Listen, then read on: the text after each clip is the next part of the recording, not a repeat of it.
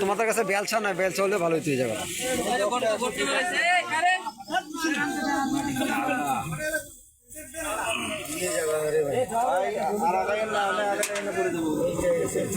ওইখানে ওইদিকে ওইদিকে কাকেন না,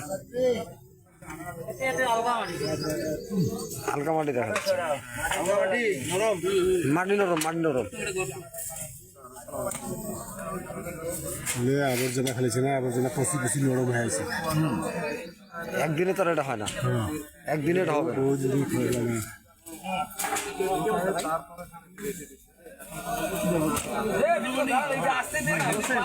ওদিকে শক্ত মাঠে ওদিকে যাও না।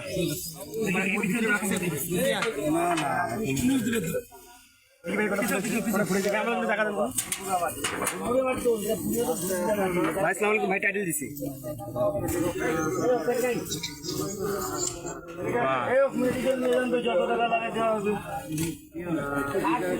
লালমনিরহাটের গোকুন্ডা ইউনিয়নের বড় মসজিদের পাশেই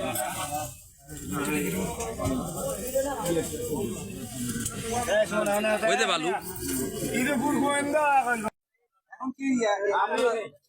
ধরছেন কয়জনকে?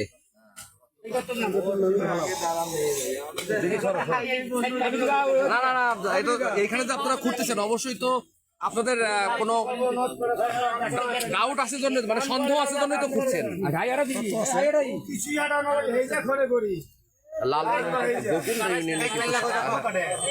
গতকাল থেকে একটা ছেলে আমরা দিদি এসেছি এবং লালমনিরহাটের তিনি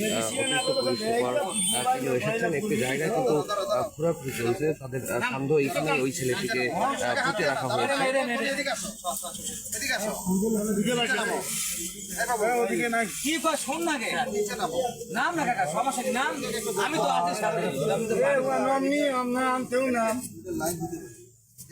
আরে ভাইয়া হাজার হাজার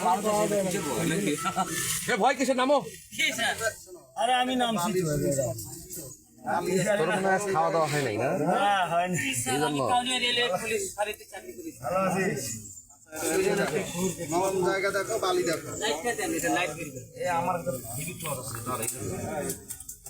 আলো ভালো।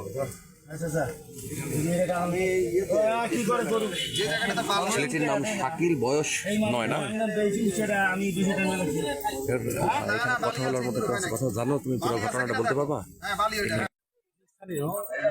গতকালকে 7টার পরে আমার ফ্যামিলি থেকে জানানো হয়েছে যে একটা নাম্বার থেকে ফোন দিয়ে 3 লক্ষ টাকা দাবি করছে।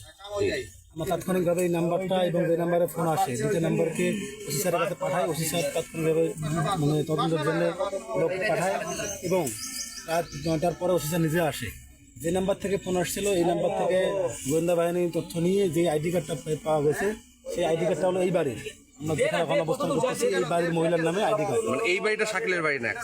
না না, এটা প্রতিবেশীর বাড়ি। মানে যে যার নাম্বার থেকে আর কি ফোন দেওয়া হয়েছে আইডি কার্ড, তার নাম, তার বাড়ি।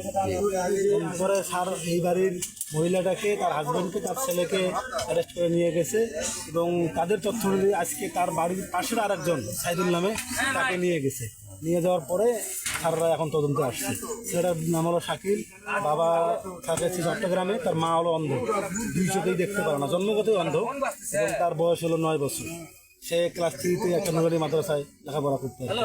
গতকাল থেকে নিখোঁজ। গতকাল জোহর নামাজের পর থেকে, মানে 2টার পর থেকে নিখোঁজ আর কি।